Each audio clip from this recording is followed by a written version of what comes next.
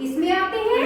अन्य व्यंजनों में। तो सबसे पहले हम स्पर्श व्यंजनों की तरफ आते हैं। स्पर्श व्यंजन ये कवर्ग से लेकर पवर्ग तक आते हैं। इनको अलग अलग वर्गों का नाम दिया गया है। पहला कवर्ग। कवर्ग में हर एक वर्ग में 5-5 वर्ण आते हैं। कितने आते हैं? 5-5। पहला कवर्ग। कवर्ग ये वाला आ गया।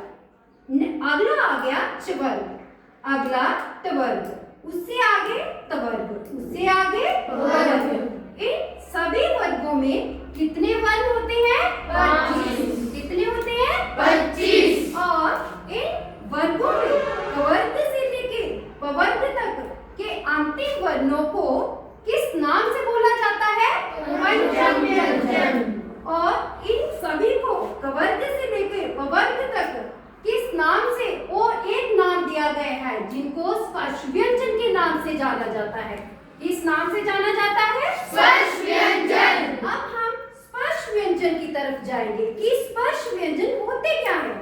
स्पर्श व्यंजन वे व्यंजन होते हैं जिनका उच्चारण करते समय मुख में हमारी जीवा किसी भी हिस्से को स्पर्श करती है, उसे स्पर्श व्यंजन कहते हैं। क्या कहते हैं? स्पर्श व्यंजन। आगे की तरफ चले तो अंतस्थ व्यंजन आता है।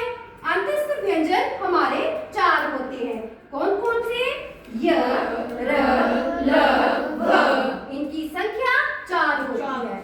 जब इन वर्णों का उच्चारण किया जाता है तो हमारी जीवा मुख में किसी भी हिस्से को थोड़ा टच करती है, थोड़ा स्पर्श करती है। उसके आगे उष्ण व्यंजन आता है। उष्ण व्यंजन श से ह तक होता है। ठीक है। इसमें जब भी इन वर्णों का उच्चारण किया जाता है तो मुख में गर्म श्वास निकलती है, गर्म वायु निकलती है। उसके बाद हम संयुक्त व्यंजन की तरफ आते हैं।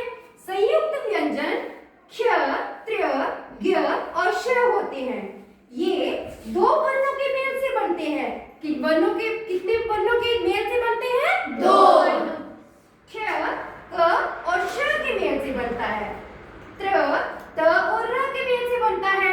ज्ञ, ज और न के मेल से बनता है। और श और र के मेल से बनता है। तो आपको समझ आ गया कि वर्णमाला के जो हमने वर्ण पढ़े कितने कितने हर एक हिस्से को अलग अलग नाम दिया गया है, अलग अलग उनकी संख्या दी गई है कि वो कितने कितने होते हैं। उसके आगे हम द्विगुण व्यंजन की तरफ आते हैं।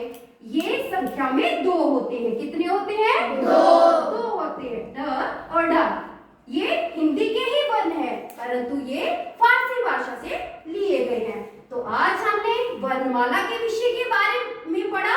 तो मैं अंत में अपनी वाणी को विराम देते हुए आज का विषय यहीं पे समाप्त करती हूँ। धन्यवाद।